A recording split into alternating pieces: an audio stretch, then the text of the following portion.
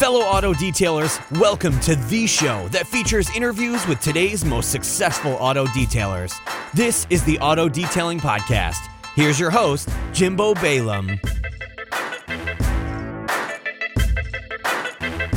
What's up, everyone? It's Jimbo, and whoa, I just went over a ginormous speed bump. Anyway, welcome to this in-betweener episode. Now, this is a really interesting episode, and it's going to be hard because it's actually, I want to start documenting a little bit more like I did in the very beginning when I started the podcast about things that happened to me while running a business, as well as methods of how I've been cleaning stuff and all that. Really just more so document over what I'm doing and what I'm experiencing, because I just have a strange suspicion that I'm not the only one that deals with this kind of stuff. So anyway, I dealt with a really interesting, and to be fair, really, really rare circumstance last week that I thought I would share with you guys. And the hard part is I'm not going to be able to communicate all the context that goes into it. So I'm just hoping that it comes off and I can explain it good enough that I don't look like a total idiot. But hey, even if I look like a total idiot, it's not the end of the world, right? So anyway, here, I'll give you as much context as I possibly can. So I get called out by an old client that I probably haven't seen in at least 3 years. And they want me to come out and do a simple wash and wax on two of their cars. It's a Mercedes like C230 and then a Porsche 911. Both black. They want them done at their house, whatever. So I'm called out to, and then he asked me if my pricing's still the same from about 3 years ago. And I explained to him, no, the pricing's not the same. And we work out a price. And then I go out and do the car. And I remember back to the guy, like always, something was not quite right when I would do the cars. Like he was always kind of almost like standoffish to me, but yet he was always nice at the same time, and he always paid, and there was never any issues, and he was always happy with the car. So I never, thought anything of it, but I still had that like weird spidey sense going on in the back of my head of like, something's not quite right here, but I can't pinpoint it, but maybe it's just me in my own head. Anyway, so I, again, got that same feeling going out to his place again, and that's the reason why there was such a gap in doing his cars, because I always had that weird feeling, and when I have that weird feeling, I don't pursue those clients, and if they pursue me, I kind of have the feeling like it's only a matter of time before something's going to happen, so I never pursue those type of clients, and I have tested this over and over and over and over, and my spidey senses, and there's no formal term for that in my book, just that feeling, that vibe that I get kind of dictates how I handle that client. Anyway, so again, me trying to give as much context as possible. So go out there, I get that same really strong, weird vibe, like something's wrong here, something's going to happen, but whatever, right? So I just push through, continue with the job, and I'm right out in front of his house. And so being right out in front of his house, a lot of people will essentially hide out in their house and watch you do their car. So it started off where he had two cars, like I said, and then the positioning of the cars he wasn't real comfortable with. I wanted both cars. I like to do both cars at the same time and work in kind of an assembly line fashion, because it's how I can be most efficient and most profitable while doing the cars, right? Especially on a simpler service, something like a wash and a wax, right? Hand wax, not a machine wax. So he was kind of weird with how I wanted the positioning of the cars, but again, whatever, right? I'm working through it, whatever. So as I start doing the cars in my no-rinse fashion, with a new no-rinse, mind you, a new no-rinse, that I'm going to talk about once it's a little bit more available. I'm not making it, not mine, not creating a product brand or any of that. It's actually a different brand that's making it, and so I've just been kind of testing it and helping them tweak the formula. Well, not even really tweak the formula, just been testing it, and it's really, really, really good. Anyway, so we'll talk about that later. And so anyway, as I'm doing the no rinse, still doing a no rinse. Funny enough, it has an SiO2 base in it, so it has some protection built in, but also using a spray wax as a drying aid. Like I've talked about this method a lot on the show. And so it's going really, really fast. There's no runoff, yada, yada, yada. And within 5 minutes of me starting this car, the customer comes out and goes, oh, what are you, he's picking my brain about the method, and I'm explaining no rinse, how it works, yada, yada, yada, the whole nine, right? And he goes, oh, are you sure it's not scratching? Or in his words, are you sure it's not creating webs? Him referring to spider webbing, whatever. Now, mind you, these cars I had never done before, and they were going on 2 years old. Black cars, never well maintained. One, was a teenager's car that was just beat. Not well maintained. First time I'm doing the cars, whatever. So, and I assure him, no webs, no spider webbing, no scratching going on. And I explain the method and why I have to do it in my local area because of the runoff issues and all that. So after he initially came out that one time, him and his son, who I had been doing, it was his and his son's car, they must have come out every 5 to 10 minutes and just walked around the car to look at what I was doing. So as you know, as a detailer, sometimes the car gets uglier before it gets better. For example, no rinse, half the car is going to be dirty, half the car is going to be clean. That's kind of an ugly situation. Or maybe, you haven't done your final wipe and so there's smears or what. You're catching it mid-detail. It's a horrible way to experience a detail, is mid-detail. Anyway, so they're coming out, and this is when my spidey sensors are like, oh my gosh, something is seriously wrong here, because no customer comes out this much. I know they're just hiding out in their house with the blinds half closed, watching my every move. And here's the problem. Because they don't know and they can't fathom how the system is working, they automatically think it's wrong.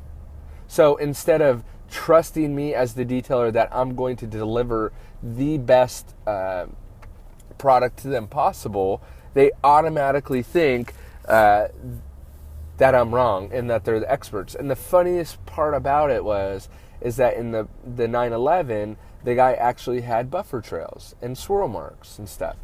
But the cool thing was I was using a spray wax, and I pointed those swirl marks out to him, but he said he couldn't see them.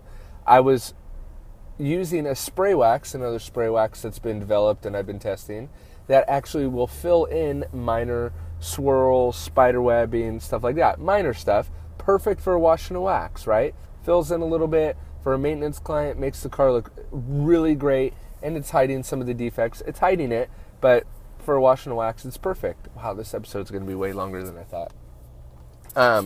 And so I knew that I was essentially not correcting the paint, but I was filling the paint and giving a better appearance to the paint, right? So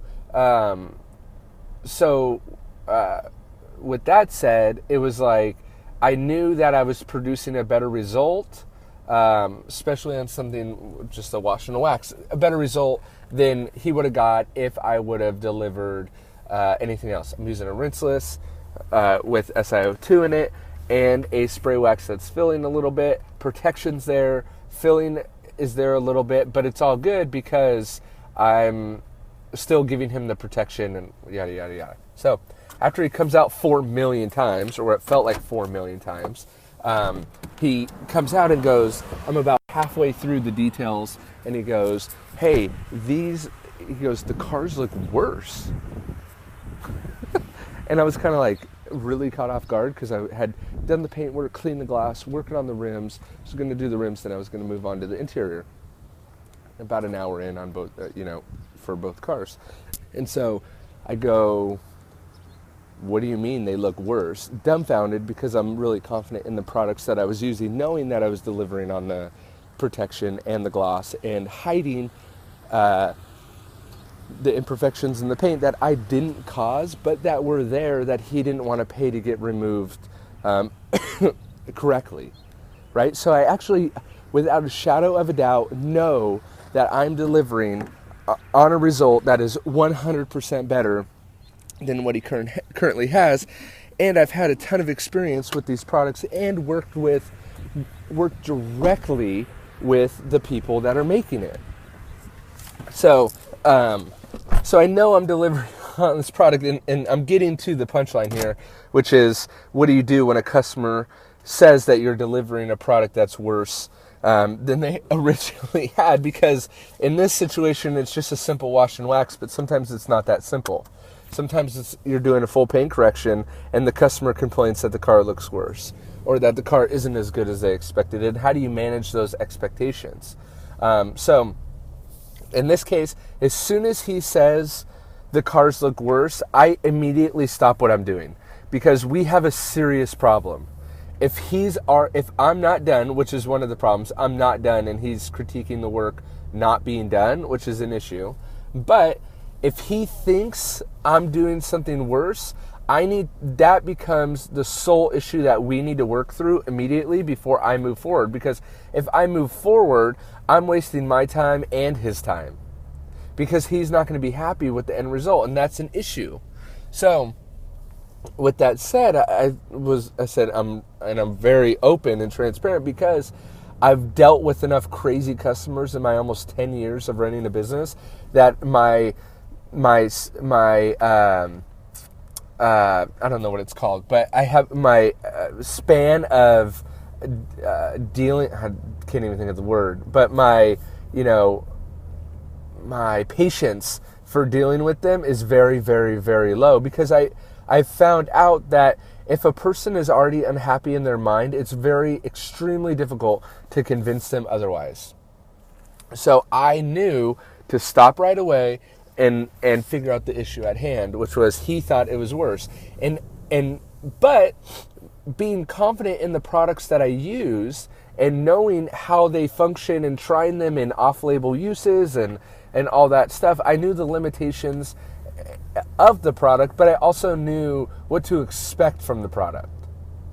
So I knew that enabled me to be very confident, which is a great takeaway. Be extremely confident in the products that you're using and offering to your customers, so you know without a shadow of a doubt that you're offering the best potential result that you can have. So I knew that I was delivering on that result. The problem was, after talking to him for a little bit, is he didn't like the process. And this came up with a client that I did an RV for a few months back. They don't understand the process, because their process of their limited knowledge in the detailing field, because they're not staying on top of the latest and greatest technology. They have their own business and life and things to worry about. So they don't care about that. They don't care about the latest and greatest detailing products, which I try to explain to them in nicer words than that. Is like, look, I'm the professional here. I'm the one that's actually staying up to date on these latest and greatest innovations and technology and stuff like that. And that's what I essentially tell them. I said, well, you don't have the same cell phone as you did in 1998, do you? Or 2006, or even 2010. You have a completely different cell phone. So why would the methods that you used since you were a kid still be the only methods that work and deliver an exceptional result? And then my next question is usually, are you paying me for results, or are you paying me for process? Because I want to be paid for results, not process. And I quoted you for results, not process. So we have an issue if you want to pay me for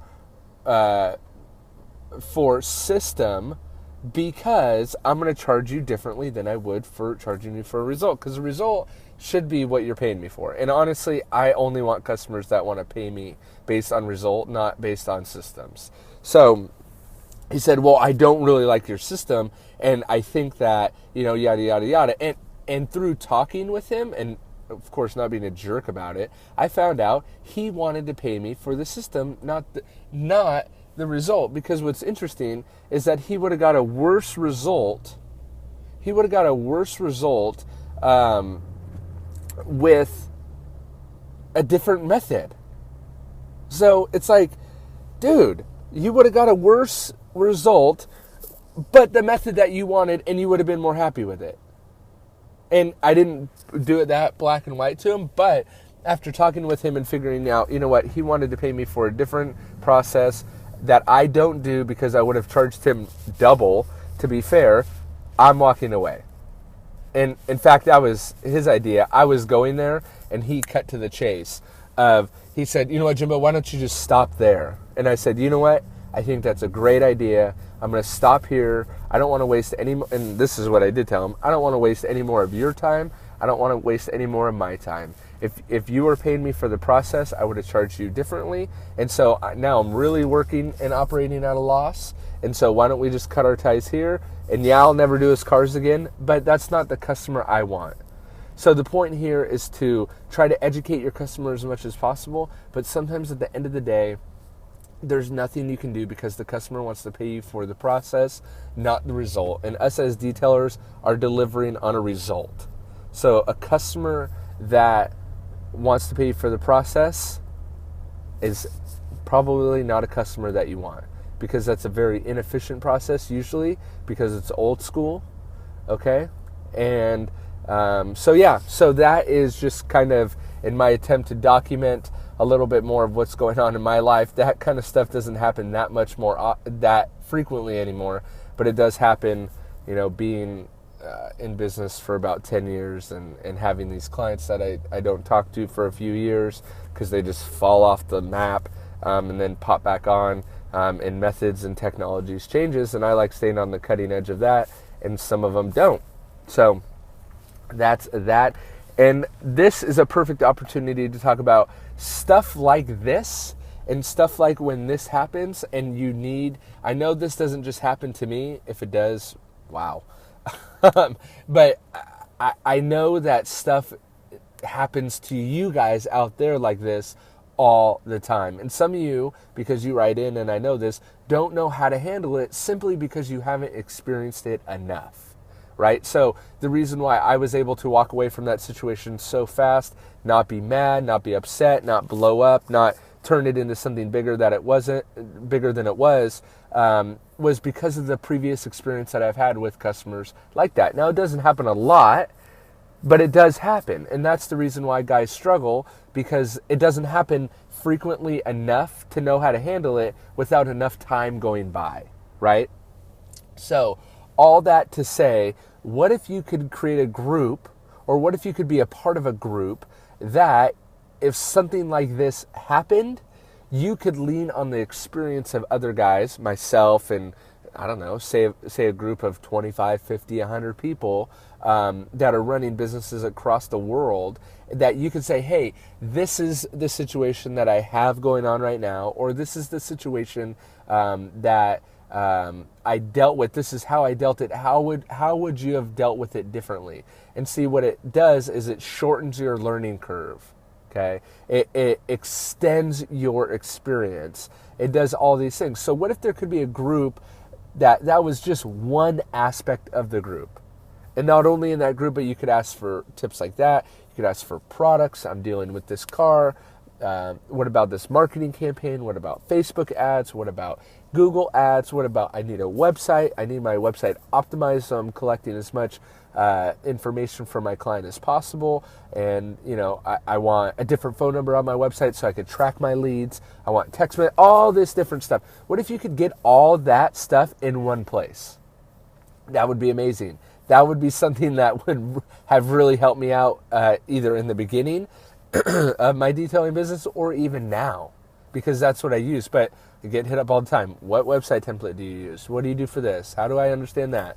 What about this situation? What about this product? What about that? And the hard part is that's just one-to-one, right? So that's one person reaching out to me and that one person getting their answer. But really where I think there's a ton of value is if there was a bunch of people that you could bounce ideas off of, people that have way more experience than I do or way more experience than you do. And collectively, we could build this group of really high-class, successful, profitable detailers. That would be amazing, right? And that's what we've created with the Detailer Inner Circle. So I hope you'll check it out at the Detailer-inner-circle.com. We actually have this full-blown webinar that we did that explains everything that's in the Detailer's Inner Circle, but I really truly feel like it's the best possible thing that I could have ever put together with Pete, at least so far. So check out Detailer, singular, Detailer-inner-circle.com if you would be interested in joining a group of other business owners. Pete brings a ton of experience from other industries in the marketing space, Facebook ads, all that stuff, with some consumer guides, really good stuff. Anyway, Detailer-inner-circle.com. I hope you'll join. We have some extra goodies and freebies. We're giving away a $2,000 marketing course that we actually had previously sold. So I hope you'll check it out, Detailer Inner Circle. And I really hope that story helped you guys a little bit. And thank you guys, because you just helped me get to my next appointment that much quicker with this short little episode. All right, guys. Thanks.